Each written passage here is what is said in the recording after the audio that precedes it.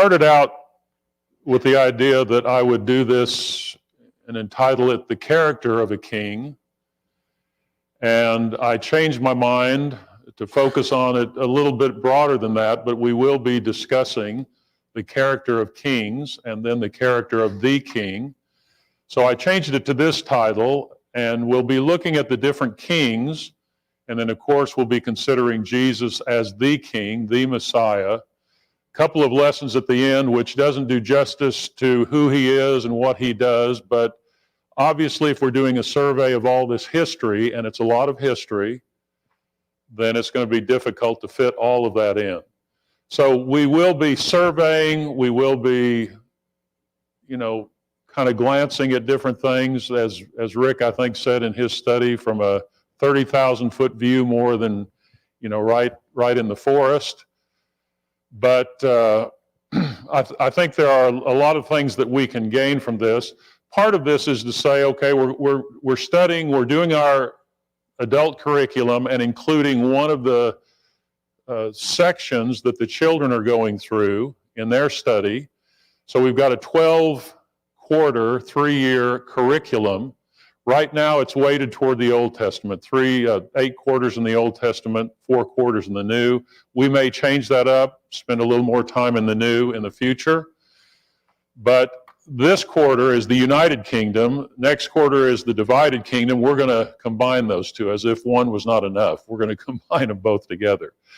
Next quarter, as far as our Old Testament, I think we're planning to do a survey of the minor prophets for the Old Testament section. So part of what we're doing is to try to sort of mirror the children's curriculum, and yet I don't think it's a bad thing to study the Old Testament. It's a big volume of material. It's hard to master, at least it is for me.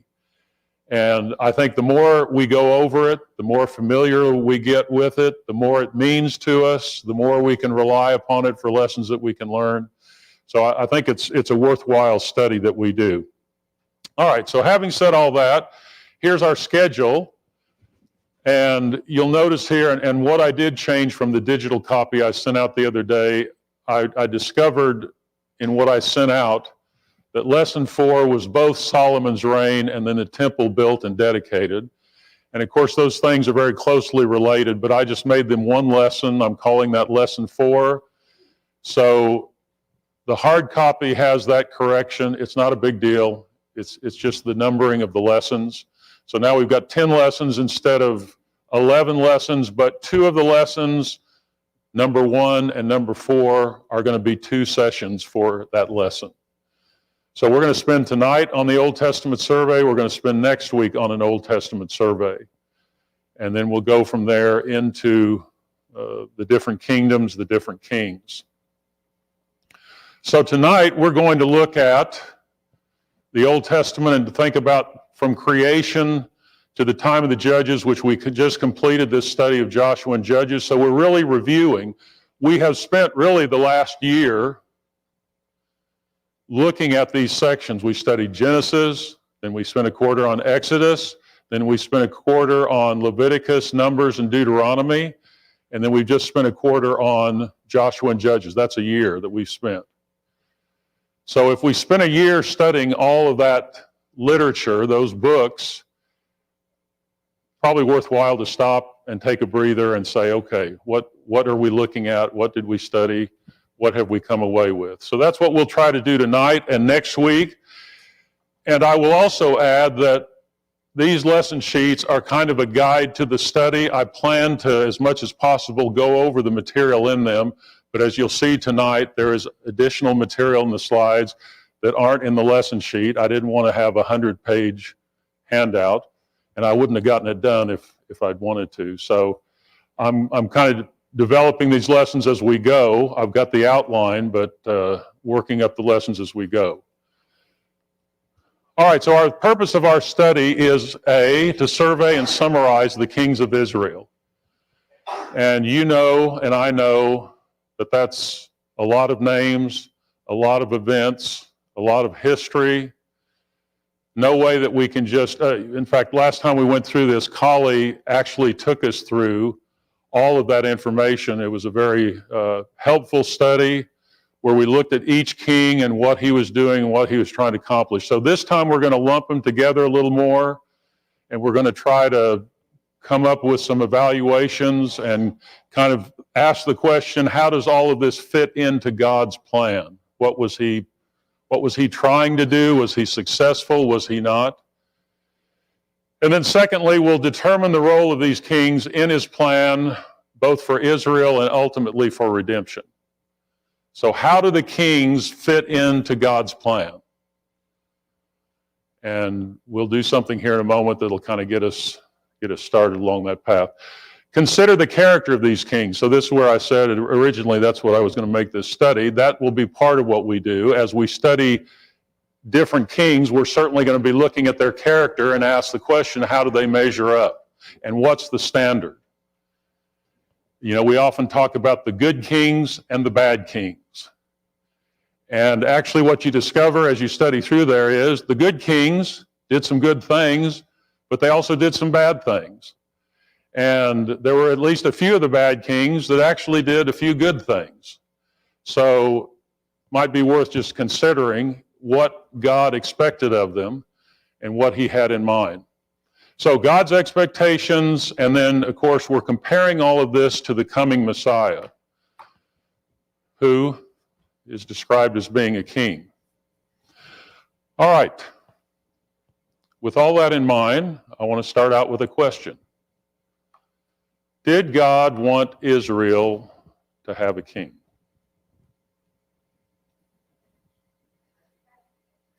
Pardon me? Okay, they already had a king. All right, Ian?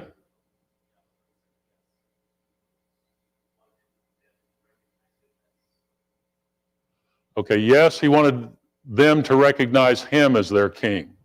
And I'm repeating for the folks on live stream. Did you guys?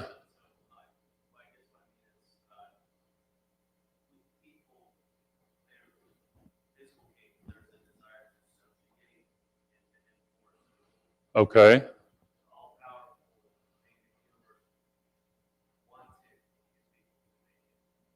Oh.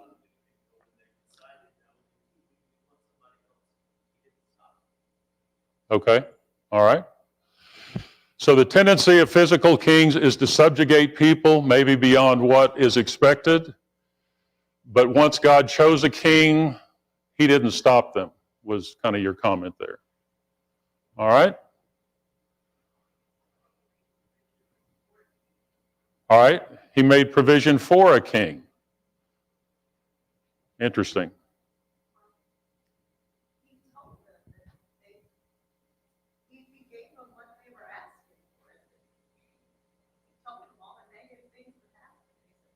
Okay. So Sandy says he told them all the negative things that could happen, and yet, they asked for a king. So, that might have some bearing on the matter. Anybody else? Your question is yes and no. Okay. Did God want Israel to have a king? Yes, he wanted to be their king, and he wanted them to accept him as their ruler. No, he didn't want another king. Okay. All right. I'm still looking for responses. Keep going. Anybody else want to weigh in here?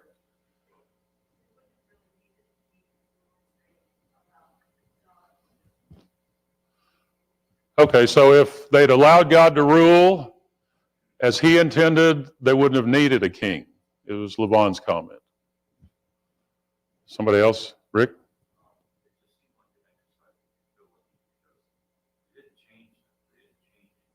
Okay.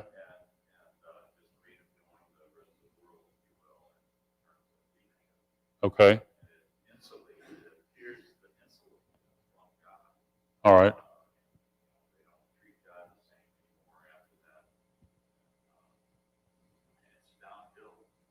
Okay. All right. Everybody hear that? Yeah, Michael, go ahead.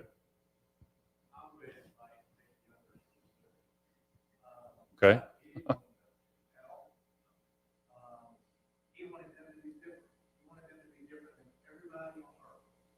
wanted everybody to look at them and wonder, what makes you better than everybody else? Why are you prosperous? Why are you, able to do all of these things? Okay. What makes you different? Okay. He wanted to stand out because he wanted these people to be holy and safe. Okay. All right, other comments? Anybody else want to add to the thoughts here? Did God want Israel to have a king? That's probably a good question to ask if we're going to study the kings, to have some idea about that. All right. Going once? Going twice? We're not selling anything. Okay. Well, let's think about that. Let's look at our survey, and as we go along, and as we go through the class, let's think about that question. Did God want Israel to have a king? A lot of good feedback and response. All right, so if you've got your lesson sheet, you see there that we're going to do a little bit of a survey, and there are lots of ways to go through this. I mean, I just kind of picked, I wasn't trying to have the definitive Bible history of periods. I just chose the main ones, I think. And we're going to just look at each of these and see what happens in each one of them. And again, we're looking at what God's plan is as we go along here. And some of it's a bit simplistic. I mean, it's not comprehensive, the book of Genesis, the book of Exodus, but we'll take a look. All right, so we'll start with creation. And then I've got the flood as the next event. And then the age of the patriarchs. And then Egyptian bondage. And then the Exodus from that bondage. And then the wilderness wandering. The conquest that we've just studied in Joshua.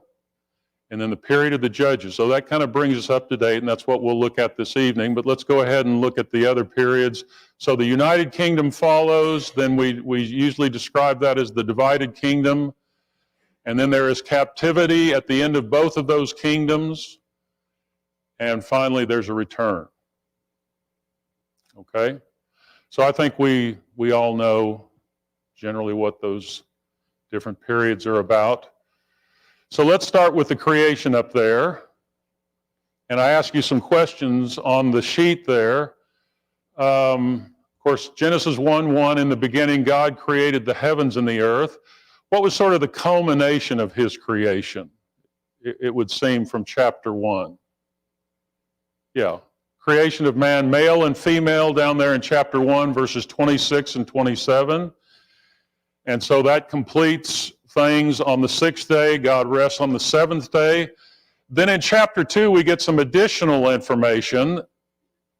And how would you describe chapter 2 compared to chapter 1? They're both talking about creation. What's the difference between them?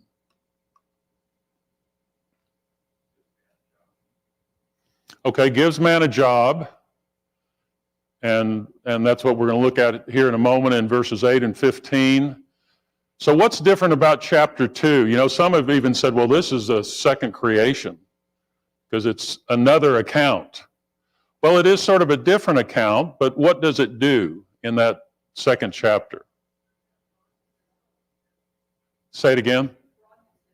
Broadens it out, specifically related to man and woman, okay? And it describes the garden that they were to inhabit. And then in verses 8 and 15, what does it tell us about their responsibility in that garden? Okay, they were to tend it. Adam was to tend it. This was a perfect place that they'd been given. But what? Verse 15. I think I got the verse right. One prohibition. What was it? Yeah. All these trees and all this that they could eat, but there was one tree in the middle of the garden, the knowledge of good and evil, from which they were not to eat. Okay. So we all know that story. At the end of chapter 2, Eve is created from Adam, and we read this account of what God intends as far as the man and woman being joined together in marriage. The word marriage isn't used there, but that's the idea, that they join themselves and form this new relationship. Okay, so that's chapter 2. Chapter 3, what happens? Sin. That's the short version. So Eve does eat the fruit. Adam then joins her. They both sinned, and God said there were going to be consequences. What happens at the end of the chapter in terms of consequence? Okay. Taken out of the garden, removed from the garden, and then in the midst of all that, we get a sort of a promise from God. What happens in verses 14 through 19 there? As a result of their sin,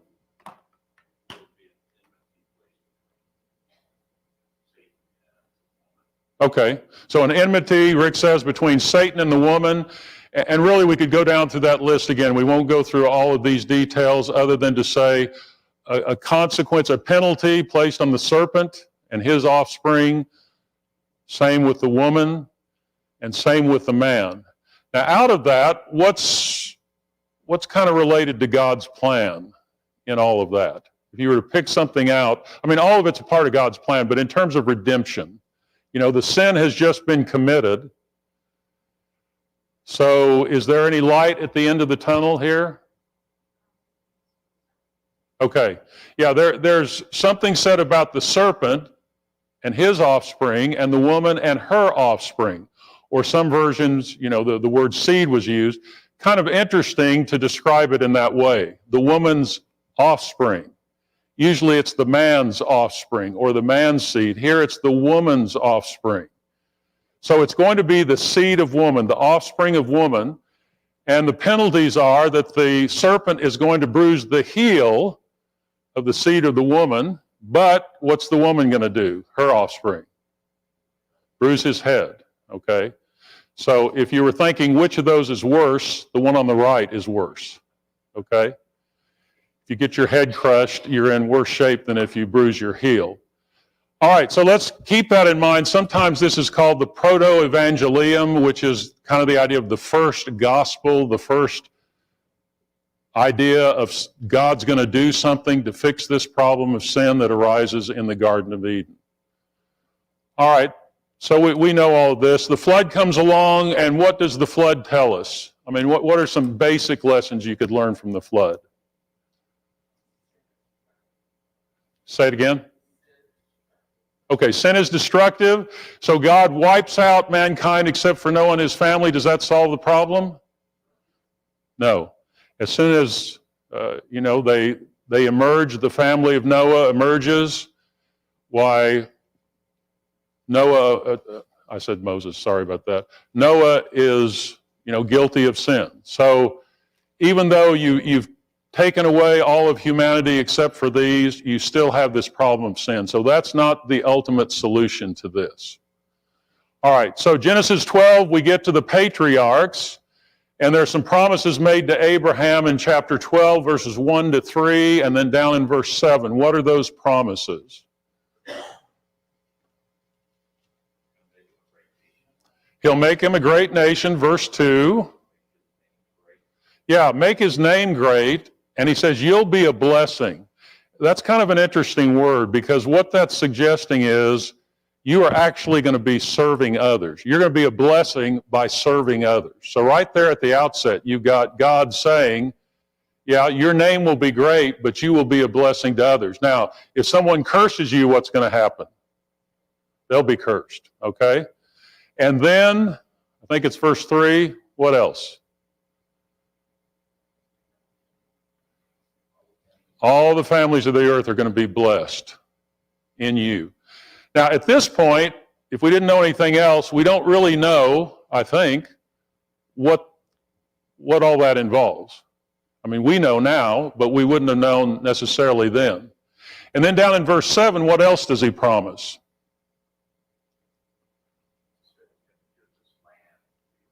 They're going to have a land to live in, which is wonderful. Okay. Go to a place you've never been, but I'll give it to you. Once he gets there, he's obeyed, and he says, I'll give that to you. Okay, so let's kind of set those to the side, and we usually think of these threefold promise: nation, land, all families of the earth blessed. So Abram finally has a son, Isaac. He has another son, Ishmael, but the promise goes through Isaac. Then Isaac has two sons, Jacob and Esau, and the promise goes to Jacob, who, interestingly, tries to deceive everybody in order to get the promise, but God gives him the promise. And so we can add to this promise concerning the woman's offspring in Genesis 3, these promises made to Abraham, and then to Isaac, and then to Jacob. All right, I'm going to hasten on here. So, Jacob's descendants, who, what? Yeah, 12 sons of Jacob, and actually before we get there, I've got one other thing. Something else first, yeah. Okay, so here are the 12 sons. I don't know if those are in the right order. I just kind of put them down. And there is a prophecy in Genesis 49 when, who is it? It's Jacob blessing his sons, and he says of Judah that the scepter shall not depart from Judah, nor the ruler's staff from between his feet until tribute comes to him, and to him shall be the obedience of the peoples. So what does that mean? Well, again, at this point, we wouldn't have a real detailed idea, but it does seem to suggest some kind of a rule, doesn't it? A scepter that somebody's going to wield. And the ruler's staff will stay between his feet until tribute comes. So let's add that to the mix, and you got, at the end of Genesis, at least these three promises. Other things that are said, but we're just summarizing again. All right, so we go to the book of Exodus, and we're going to go quickly through this. What happens in Exodus? The name kind of tells us. Okay, so God chooses Moses to deliver his people. We won't read those verses, but a good summary of what's happened, and he says, you're going to be the one to deliver them. So Moses takes them out of Egypt with God's help, leads them to Mount Sinai. We've studied some of this in Exodus and then the books that follow. And as we said earlier, he's going to make them a holy nation. So, conditioned on what? You can be my people, a kingdom of priests, a holy nation, if you obey my voice. And so he gives them commandments. Of course, the key ones there, the 10 Commandments, with many other ordinances and things along with that. And then in Deuteronomy 28:30, we're kind of racing through this, but as the children of Israel are getting ready to go into Canaan, he says to the second generation, reminds them really, if you want to be blessed, you've got to obey the law. Chapter 28. You'll be blessed in numerous ways. But if you don't obey, what's going to happen? You're going to be cursed. And you go from, actually that should be through chapter 29. That looks through verse 29. 28 and 29 are pretty much talking about the curses that will follow if they disobey. But again, if you repent and turn back to me, then I'll allow you to return to the land. So blessings and cursings. So let's add to our promises that God's making. He said Abraham's descendants are going to be a great nation, and he has in a sense fulfilled that by saying to them at Sinai, you're going to be my special people. And they say, yes, we'll keep your covenant. And so they make this covenant.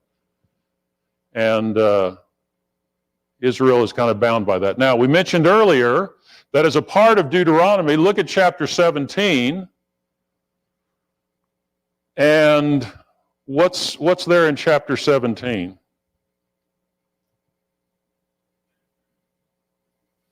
Verses 14 to 20. How would you describe that section?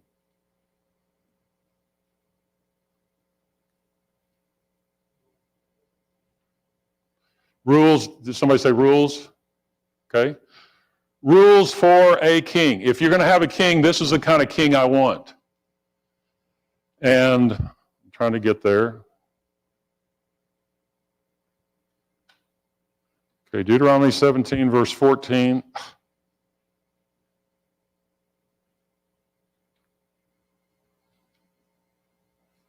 Okay, Maybe I'm not going to get there. Somebody start reading there. 14. 17:14. When you come to the land that the Lord your God gives you, and you possess it and dwell in it, and then say, I will set a king over you, like all the nations that are around you, you may indeed set a king over you, whom the Lord your God will choose. Okay, now let's stop right there. What did he say? You may set a king over you like the other nations. Okay, so that maybe helps us with that previous question. All right, but let's go on. Keep going. Okay, all right. Go ahead. Go ahead. Keep reading. You're doing good. One from among your brothers you shall set as a king. You may not put a foreigner over you who is not your brother. Only he must not acquire many horses for himself, or cause people to return to Egypt in order to acquire many horses. Since the Lord has said to you, you shall never return that way again. And he shall not acquire many wives for himself, lest his heart turn away. Nor shall he acquire for himself excessive silver and gold. Okay, so let's stop there. What's the wisdom of what God's saying? I mean, those are his regulations, but why do those make sense? Just brief summary.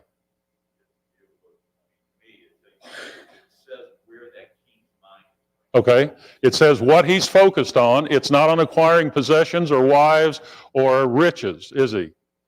Or horses. What would horses be about? Power, fighting battles, etc. Okay, and not a foreigner. What's that about?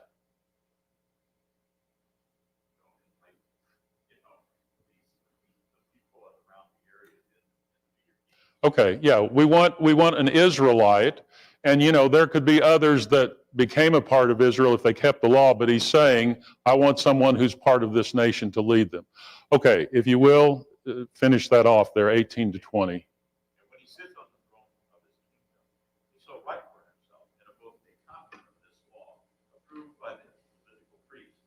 And it shall be with him, and he shall read it all the days of his life, that he may learn to fear the Lord his God by keeping all the words of this law and these statutes, doing that his heart may not be lifted up above his brothers, and that he may not turn aside from the commandment either to the right hand or to the left, so that he may continue long in his kingdom, he and his children in Israel.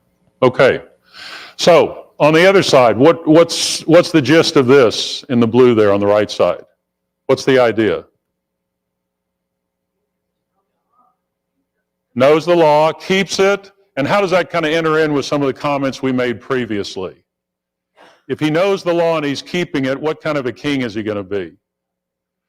He's going to be somebody that's doing God's will. He's God's representation. So all of that makes perfect sense, doesn't it? But sort of an inkling here of what God is expecting, and he does say, you can have a king. All right, so we'll just hold that right there for the moment. Quick question, how did God deal with sin? He wants them to be a holy nation. What did we study in Leviticus primarily, but Numbers, Deuteronomy? How do you get to be a holy nation? You're really perfect people? Is that the idea?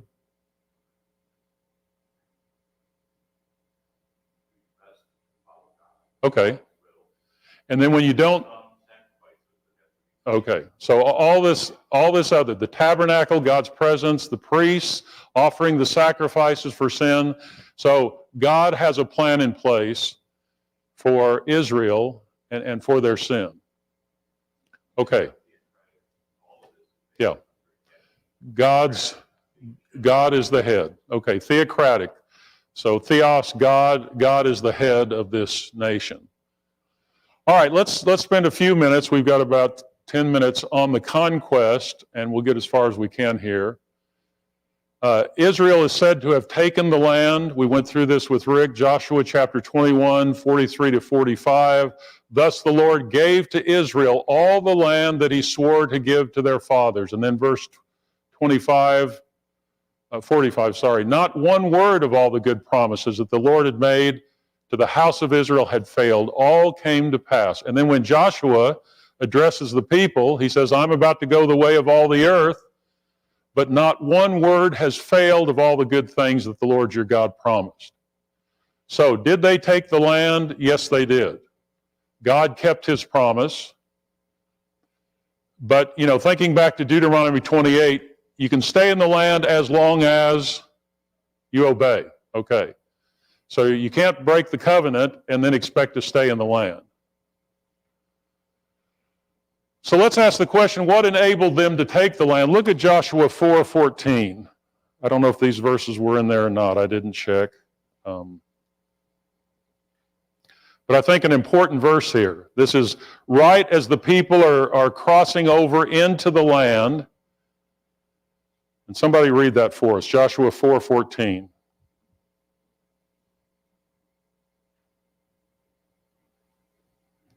On that day, the Lord exalted Joshua in the sight of all Israel. They stood in awe, just as they had stood in awe of Moses all the days of the Okay. So the mantle is being passed from Moses to Joshua. Why is that important? If you're going to go in and take this land, why is it important that Joshua now be respected as Moses was? Or is it?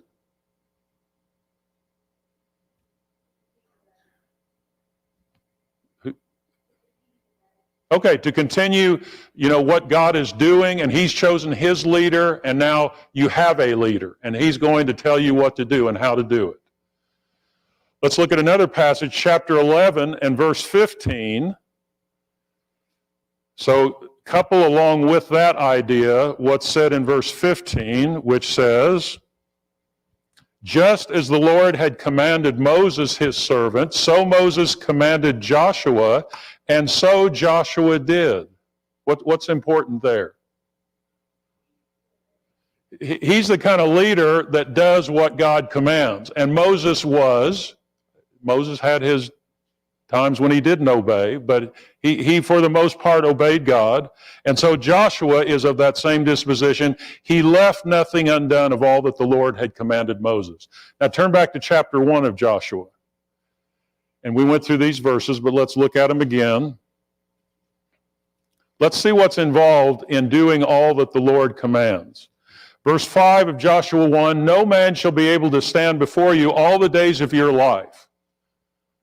Just as I was with Moses, so I will be with you. You think that makes a difference to Joshua? Okay, God's going to be with me. Okay.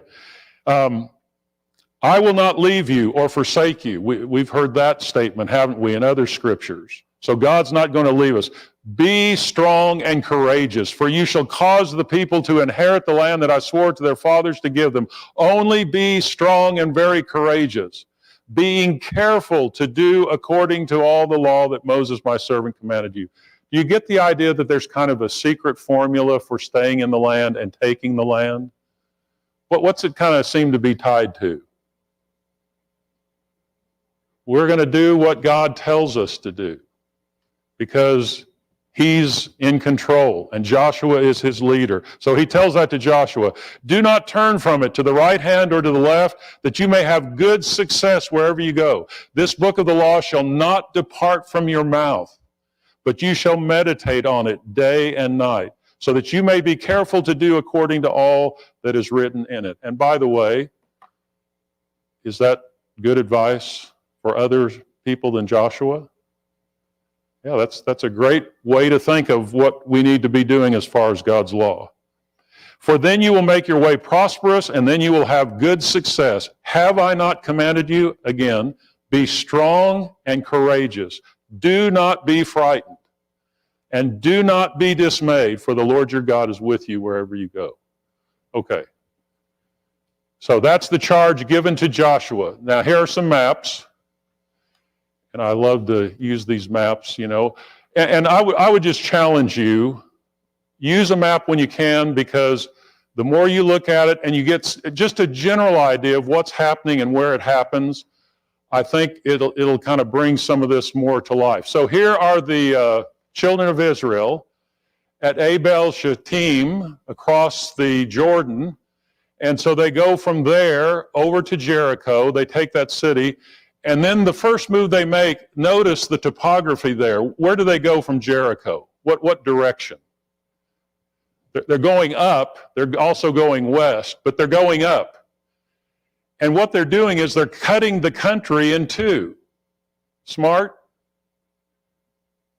Makes some pretty good sense. You know, you cut your enemy in two, and then they go down to the south, and some of the kings in the south form this confederation.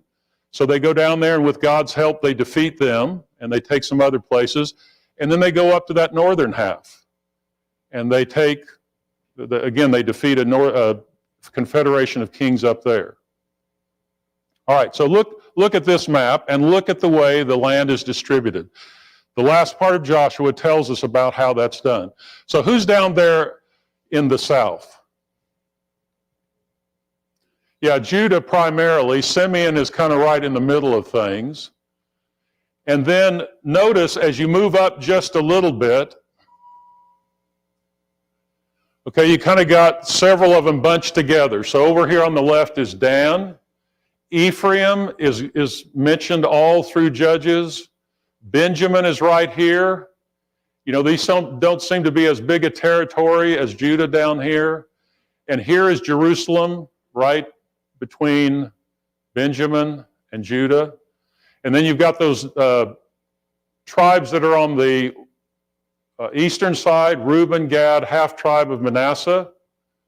And if you zoom in, there's Jerusalem.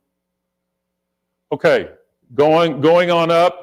Half the tribe of Manasseh on one side, half the tribe on the other. And then again, you've got some tribes bunched together. Asher, Zebulun, Issachar, Naphtali. And up here at the top, notice a couple of things. I meant to notice some others, but we'll look at them here in a minute. Aram, another name for who? That emerges during the time of the kings. Who's up there in the north, up in Damascus? The Syrians, okay, Arameans, same thing. And then Tyre and Sidon, kind of city-states up there. All right, I meant to go through some others there. Let's do this. Okay, we'll close with this one. In fact, I'm going to go back because I missed those. Let me go back real quick. The other thing I want you to notice is, and we'll talk about this next week, so we got to go in reverse here. Look at the opposition on the outskirts of Israel. And this is good to learn because these names keep popping up right and left, and there's really only about 5 main ones. Okay, who do you see up there that is around the land that causes problems? Who's down in the south? Edom. Okay, Edom's right there. Who is Edom? Where did they come from? Esau. Okay, so they're kind of related. Who's next up here? Moab, the Moabites. We've already seen them, okay? So they cause problems at time to time during the Judges. And then one more, Ammonites. Okay, and there's one other nation. Let me see if I can go back down. Who's over here along the coast that causes all sorts of problems to the Israelites? The Philistines, okay. So Philistines, Edomites, Moabites, Ammonites, Arameans, or Syrians. If you can remember those 5 groups of people, that's a lot of it right there. And you kind of get a fix on where they are. So we'll go over that some next week when we talk about the Judges, because we've studied that. We'll review it very quickly. But let's close with this thought once I get to the other slide.